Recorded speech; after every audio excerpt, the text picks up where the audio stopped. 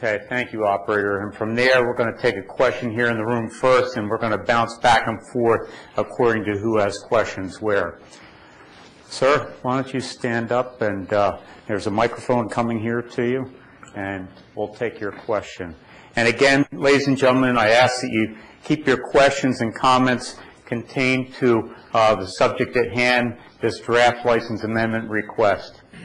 My name is David Freeman. I was the CEO of several nuclear utilities, including the Tennessee Valley Authority, the New York Power Authority, and Sacramento Municipal Utility District.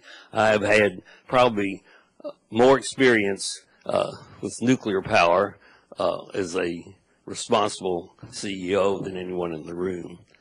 And I must say to you that I find this meeting shocking.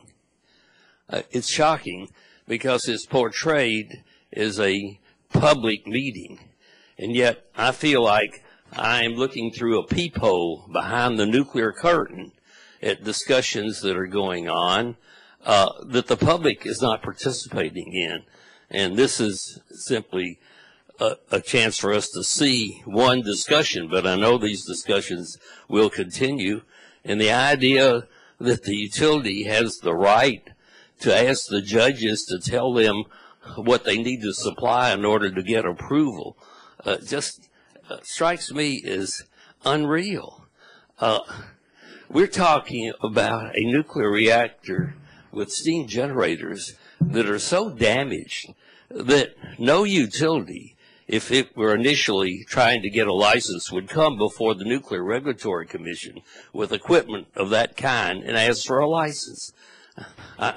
I'm sure that no one in the room would disagree with me. All right. And my question is, this is all about paperwork, but frankly, with the chairperson of your commission and others talking about transparency in public hearings, the public is not being heard here today. And there is no public hearing. And we're talking about restarting a reactor that has not been fixed, which the utility admits is broken. And we're talking about footnotes and paperwork instead of safety. And then you have three judges that are also sitting there trying to decide whether your CAL process is a de facto licensing process. And so here, going behind everybody else is an attempt to grant people a license without changing anything and without the public having a voice in it. And frankly, I think, I know everyone here is very sincere in what you're doing. Don't get me wrong. I've been a staff person myself, and I've worked in agencies, and I've worked in utilities. People believe they're doing the right thing, but you folks need a mirror. This is the opposite of a public hearing. Okay, and the idea of restarting this reactor without having a public hearing is an insult to the 6-7 million people in Southern California that are scared to death of what's going on. All right, thank you very much, Mr. Freeman, for your comment and your question. Why don't you folks go ahead and address? Yeah, I'll just start by thanking you for your comment. And the intent here is not a hearing. As we indicated in the beginning, this is a pre-submittal meeting between Southern California Edison and the NRC to do exactly what we did, was to allow them to present their draft license amendment request and have a dialogue with us about the content of it and ask any questions that they may have.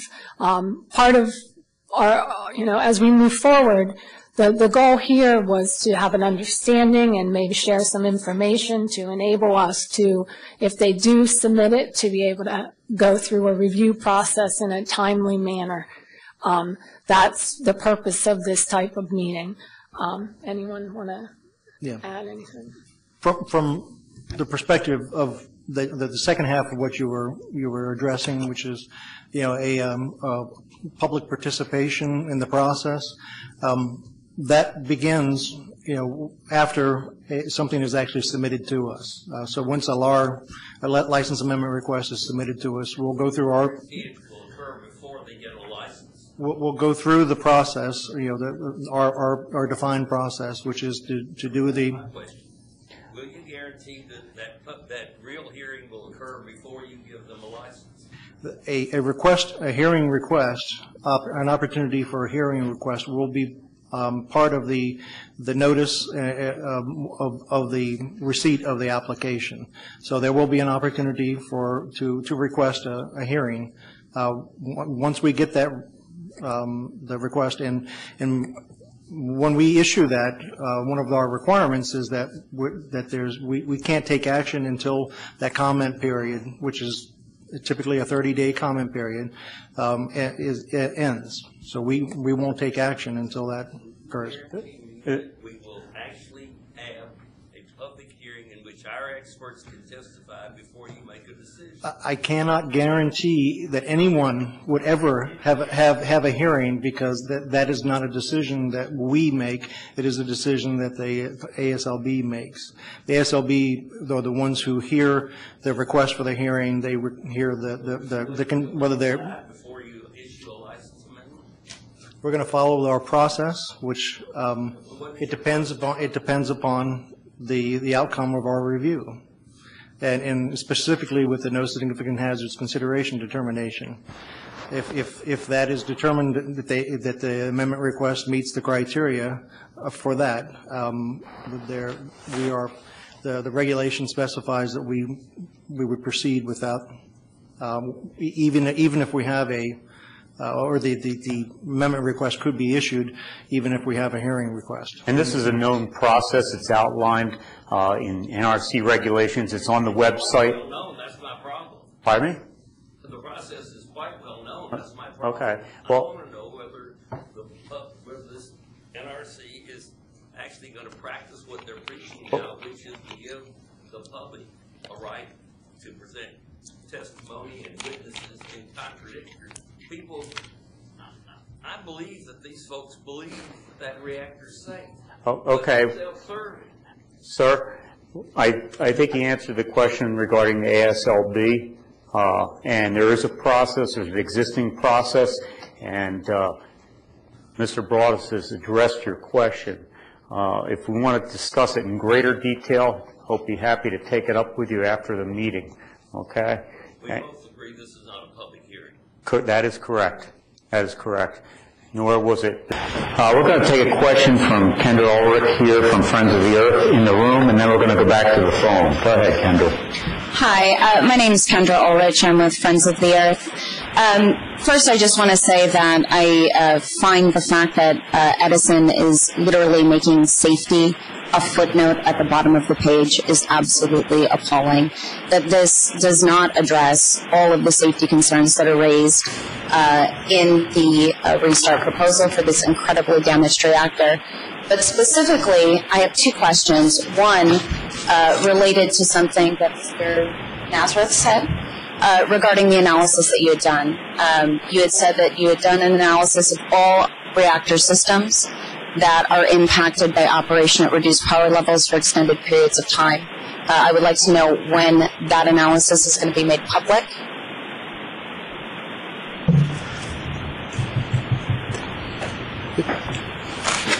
Is it available on your website?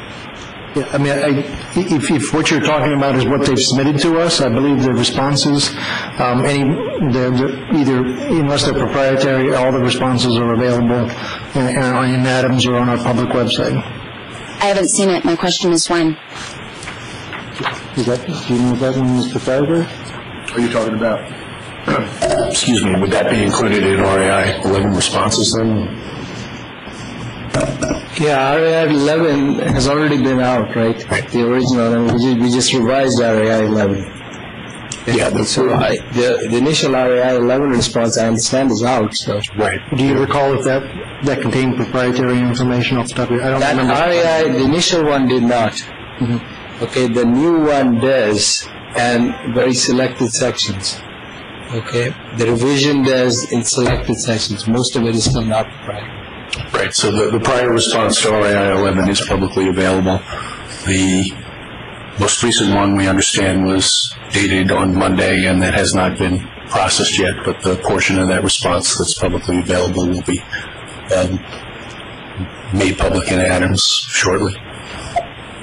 Okay. Well, we'll be looking for that. I look forward to seeing your analysis of all the various reactor systems that are impacted by this proposal.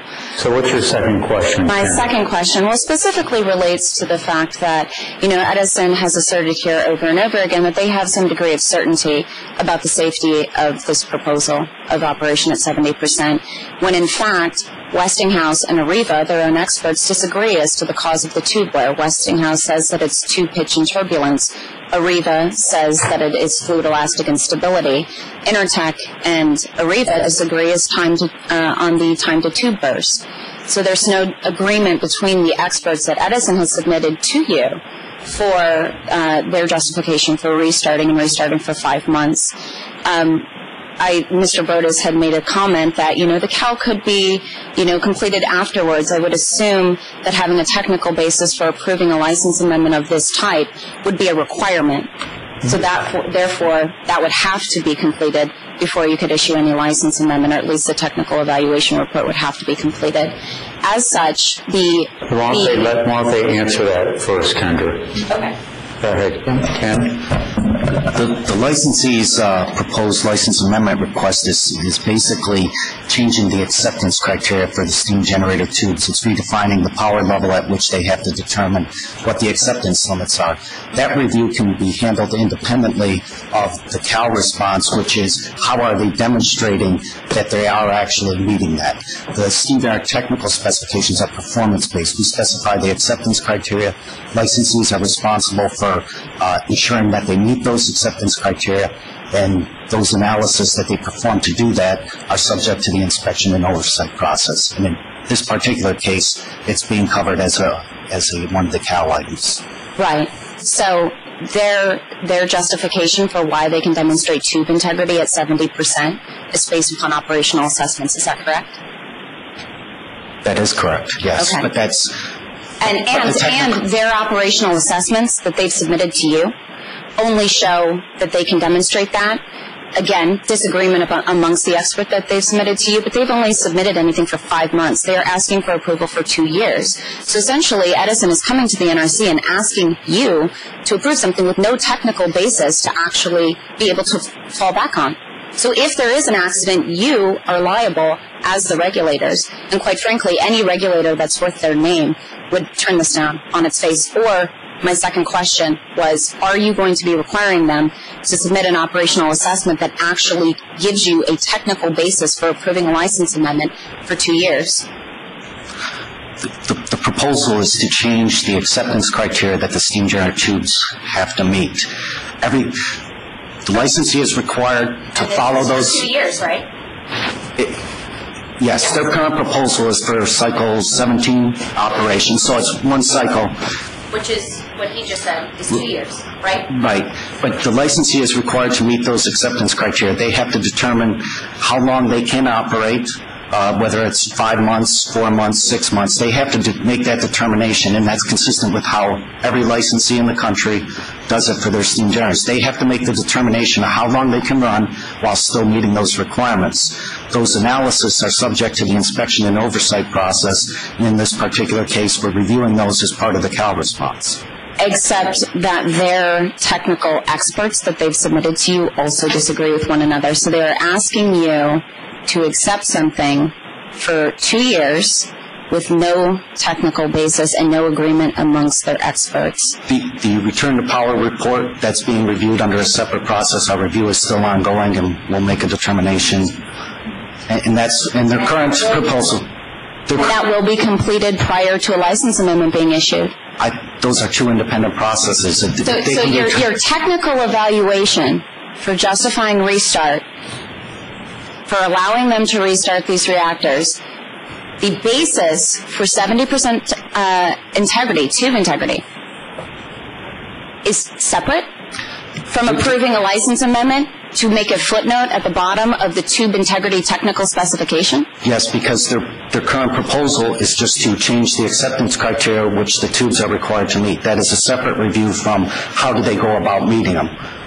So they're separate reviews. And so you're literally taking safety out of the question. No, let them answer fully. Hang on. the safety is being addressed as a result of our review of the return to power reported in response to the confirmatory action letter. So the answer is no. We are focused on safety, but they're two separate processes. The acceptance criteria for the tubes is in the license amendment request, and how you go about reading that acceptance criteria is part of the CAL response. Michelle?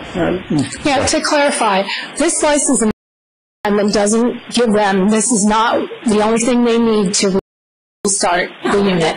So the license amendment, ideally, if things lined up right, you'd have a license amendment. We would get through and finish our review of the confirmatory action letter submittal for restart, which the proposal is to run for 5 months.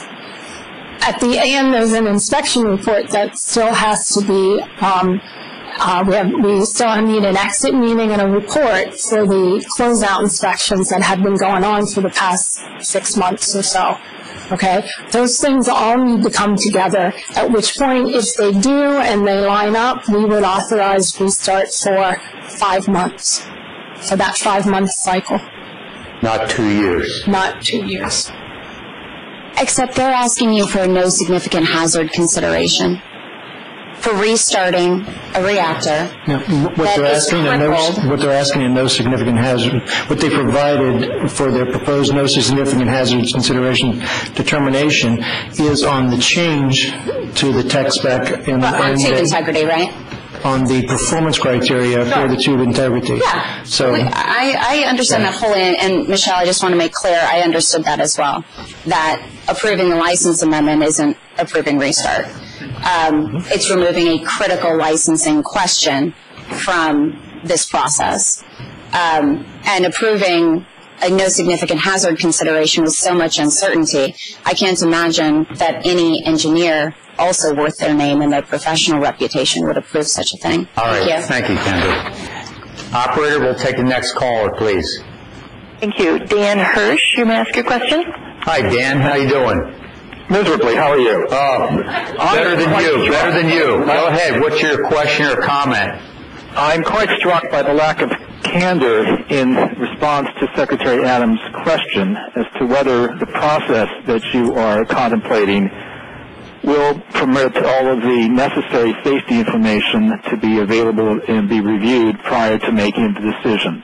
Well, let's take another... Excuse me. Go ahead. I'll try to finish. What has not been said here clearly is that what is being proposed by Edison, and apparently with some kind of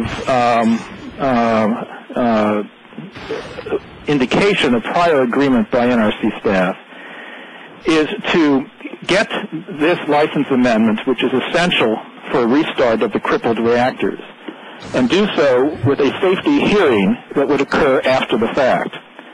The phrase that has been used over and over again is that they're requesting a no significant hazards consideration, but you really have not disclosed what that means.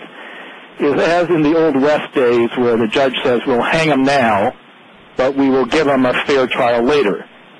What you are proposing to this entire session, have not been candid about, is to permit a hearing, but only after it is too late, to give them the approval and allow a hearing to occur long after the fact. And this occurs after Edison had screwed up initially on the steam generators by insisting that they be able to be put in without a hearing which could have disclosed the fundamental design problems, and NRC staff having screwed up in allowing that to occur. So what is going on right now, I think we just have to be really clear about. About 10 days ago, there was an oral argument before the Atomic Safety and Licensing Board about whether or not what the two of you are doing violates the law and is, in fact, a de facto license amendment process, and that a hearing would be required. And what NRC staff and Edison are doing, after being given a very rough time by the licensing board, which was very skeptical of what you are doing, is you're trying to pull the rug out from under 3 administrative law judges of the Nuclear Regulatory Commission carrying out a mandate given to them by the Commission to determine whether what you're doing really does require a hearing. And the idea that you could try to get this thing turned on in less than 2 months from now and hold the hearing long afterwards, I think is simply scandalous. And at least you should be candid about it. You should say, yeah, Edison wants us to give them this approval, but make sure that none of the safety concerns that the experts who are not at Edison and not at NRC staff wish to raise before a licensing board could be heard before they get the approval. But we really do not have a system of justice in this country that is supposed to hang you first and give you your trial later. But that is what you two entities are doing right now. I don't think you'll succeed. I think you're doing something in the face of that licensing board that will anger them greatly. I think it will create a furor on the Hill because the Commission has promised the Congress that there would be complete review and that review completed before any decision to start up. But at least you should today have been clear that what you're proposing is to have the review after the approval.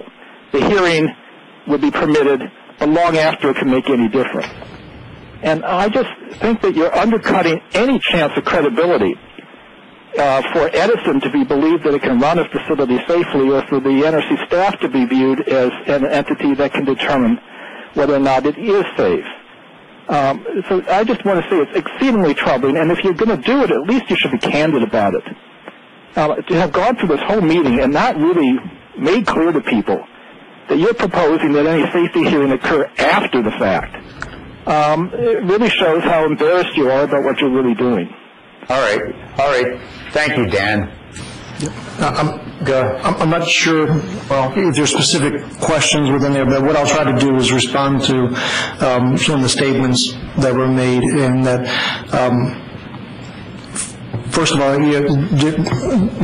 as we've stated in numerous instances previously, and I'll restate again today, that it is, we will not allow a restart until we're confident that the unit can be operated safely, and that's independent of if any license amendment requests or even the ASLB activities. We would not allow them to operate if we did not believe that they were safe to operate, and we will not allow that to occur.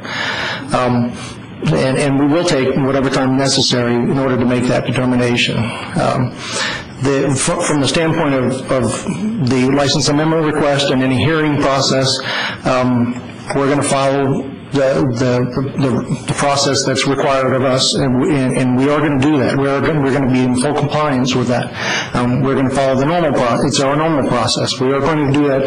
The licensee, SCE, has not asked for an exigent or an emergency amendment request, so there is no cutting short any time frames by which people can make, can request a hearing, or cutting short the opportunity for public participation because of emergency or exigent situations, that apply. So we're going to follow that process, the normal process. So that's, I hope that responds to the... Not at all. You just weren't candid. Is it not true that what you and Edison are proposing is to hold the hearing as to whether this is safe after the fact? Is that not what you're proposing? I'm indicating that we're going to follow our process. The regulation is to hold the hearing after the decision to approve the license amendment. Okay. All right. The regulation. The trial after the hanging. All right. Hang on a second, Dan. He's trying to respond to you. Doug?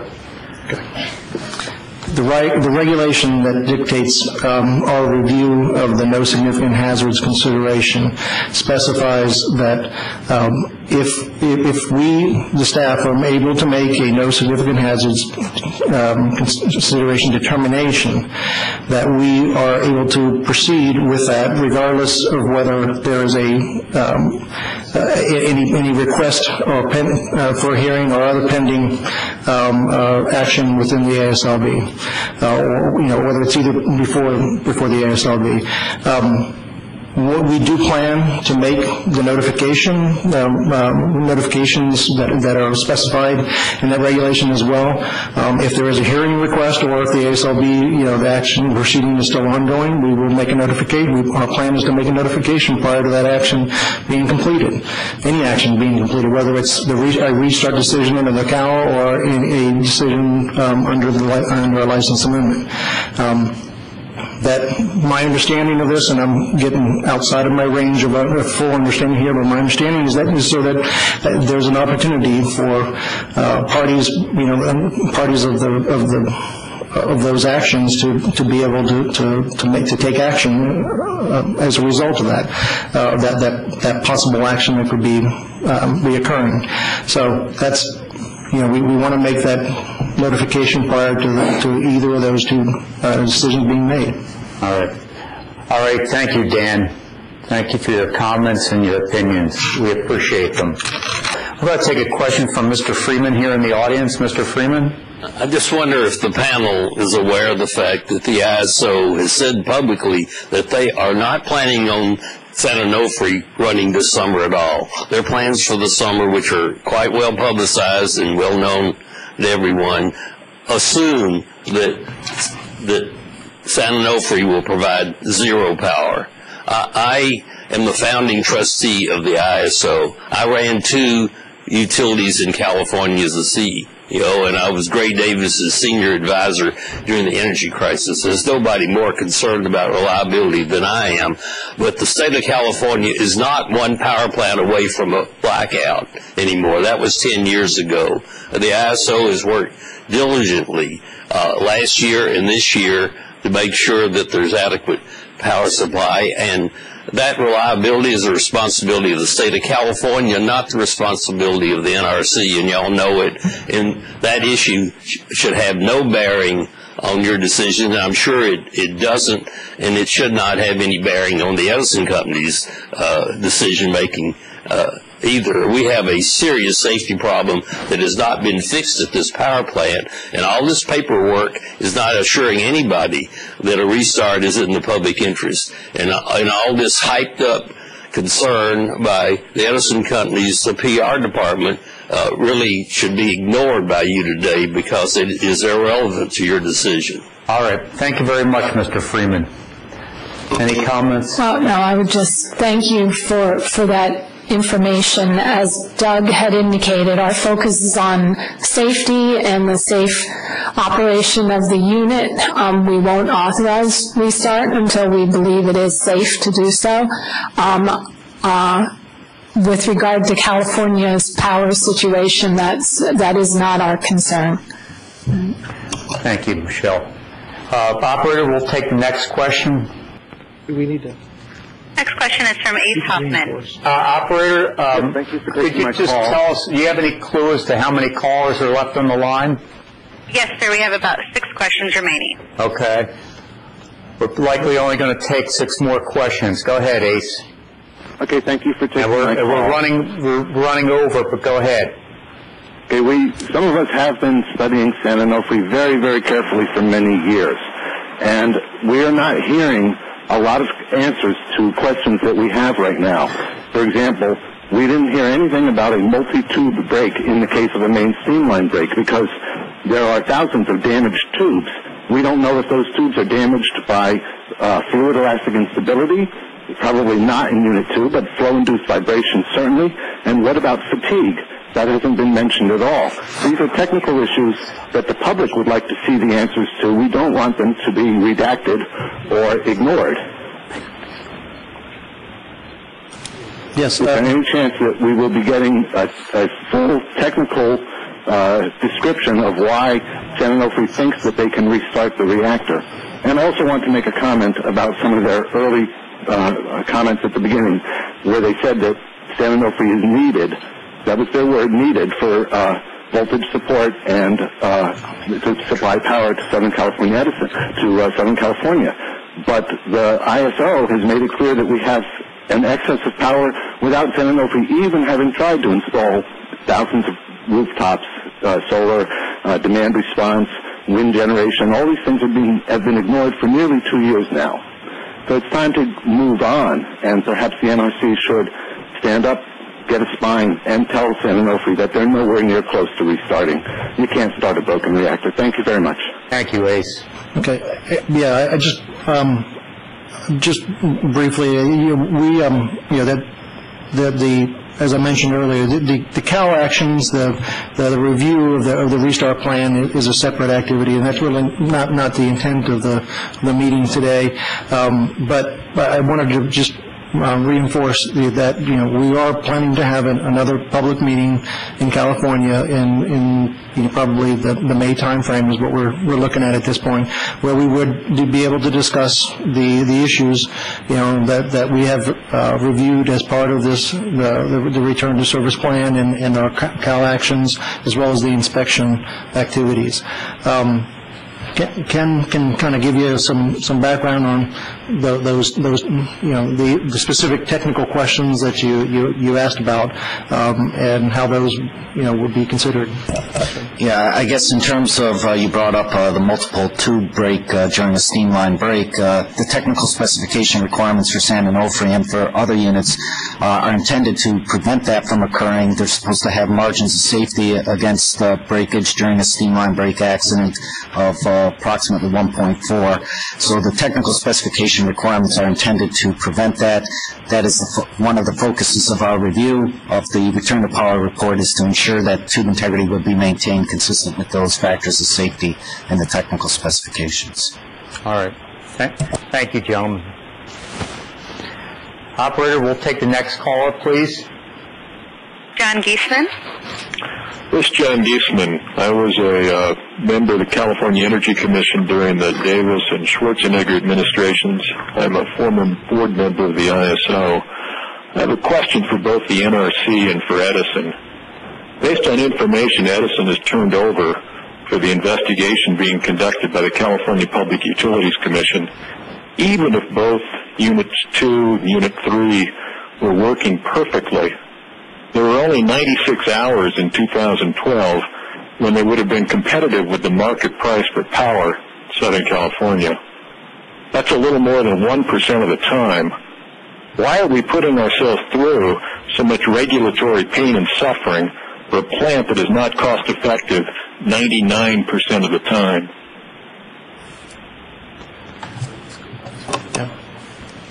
Well, thank you for your comments, John. However, as we indicated earlier, for the agency, our focus here is on the safety of the units and, making a decision as to whether they're able to be operated safely. With regard to your other comments and reliability and those issues, that's not in the jurisdiction of the NRC. What's Edison's explanation? We're not prepared today to be talking to that. We came here with a group of technical folks, not financial folks, so no comment. All right, thank you, John. Operator, we'll take the next caller, please. Ray Lutz. Yes, hello. This is Ray Lutz with Citizens Oversight. And in talking about this no hazards determination, there are some words that I didn't hear from the NRC when this is proposed. And the words are, "You've got to be kidding." I mean, this is a plant that we know now. I mean, we should be giving an award to SCE for their ability to avoid public meetings and public scrutiny and a full technical review. The defective steam generator design occurred because they worked to avoid a license amendment process. And now we know that they actually didn't make changes to their steam generators after they already knew that they were going to be subject to excessive fluid elastic instability type of dangers. And they didn't do that because they didn't want to have a license amendment process happen. Now they're coming in with a request to avoid any kind of full technical review of a plant that is already known to be completely defective because of these steam generators. And they want to add a footnote and then say to you guys, now we can, we're going to be, this plant is just like it's brand new. There's nothing wrong with it, and there's no hazard at all. I cannot believe that these words did not come out of your mouth. You've got to be kidding to make this request of the NRC and the public review of this situation to come in there, Southern California Edison, and ask for no hazard determination when we know this plant is suffering design mistake because of your fault, a $1 billion mistake that you guys are still sucking money out of the public to fund. Now, if this goes forward and the NRC says this is fine, I mean, I've got to ask the NRC, doesn't this take your breath away for someone to come in and say there's no hazard at all? Because even though the thing was shut down, there's hundreds of tubes that are plugged. We put in stuff and we did analysis. We're talking about fluid elastic instability, even though a lot of it has to do with random turbulence. All right. It's got to take your breath away. I mean, I cannot believe that you guys are sitting there talking about process and how you're following the procedure, but I don't even know why you're getting past square one. The answer should be no. We're not going to even look at this stupid thing. All right. Thank you, Ray. Michelle? Thank you for your input. You know, the licensee is following the process, and they are looking at a license amendment request, and I know you don't want to hear that, but that is the process, and that's the one we're following. Along with that, we are doing a thorough technical review of the technical issues associated with the steam generators. That's about all I can say. Yeah, the only other thing that I would add to that is that from the standpoint of the no significant hazards consideration, you know, there is specific criteria that are called out in the regulations that we have to review that against. And actually, I'll go ahead and just read those so that everyone can understand what those are. The determination, the consideration has to look at whether the requested change to the amendment, in the amendment, involves a significant increase in the probability of consequences of an accident previously evaluated. Number two, creates a possibility of a new or different kind of accident from an accident previously evaluated. Number three, involves a significant reduction in margin of safety. Those are the criteria that have to be evaluated, and they have to be evaluated based upon the requested change in the amendment. It's not something that goes beyond what is being requested in the amendment. It is only what is requested in the amendment, and does it meet that? Does the change result in any of those occurring? That's the criteria that we have to evaluate that against. Any other comments, Ray? All right, operator, we'll take the next caller, please. And operator, we'll take the final caller, please. You and Myla Reeson, your line is open. I'm here. Thank you very much for taking my call. I'm calling from Los Angeles, which I also consider to be part of the San Onofre nuclear danger zone. Should a serious event happen at San Onofre, I don't think that anyone in Southern California is safe. My question is, in the 2 years following the events that triggered the ongoing nuclear catastrophe in Fukushima, has the NRC evaluated the ability of Unit 2 to withstand a beyond design basis event, such as a great tsunami or an earthquake of greater magnitude than 7.0? And following on that, because I believe that you have not, and you talked about how you would only be evaluating a previously evaluated, I'm sorry, that you would be making your determination about the no significant hazard consideration based on previously evaluated criteria. Is it my understanding that, in fact, you did not make this previous evaluation of the beyond design basis events, and you would not be taking them into consideration. Thank you. Okay. For the first part of your question. And I have a follow-up. Okay, well, wait. Let me do the first part. With regard to the events of Fukushima, the agency reviewed the status of our operating reactors at the not long after the events of Fukushima occurred, and determination was made that the plants were safe to continue to operate. Actions have occurred since then, though, to request additional information with regard to seismic, for one. There's flooding, seismic, and several other areas, and the plants have been, grouped and prioritized, and we're in a process now where each operating plant is reevaluating their seismic hazards in light of new current information in the U.S. So that was the first part. I didn't know, you did ask something else, but I didn't catch what the... So let me follow up on that.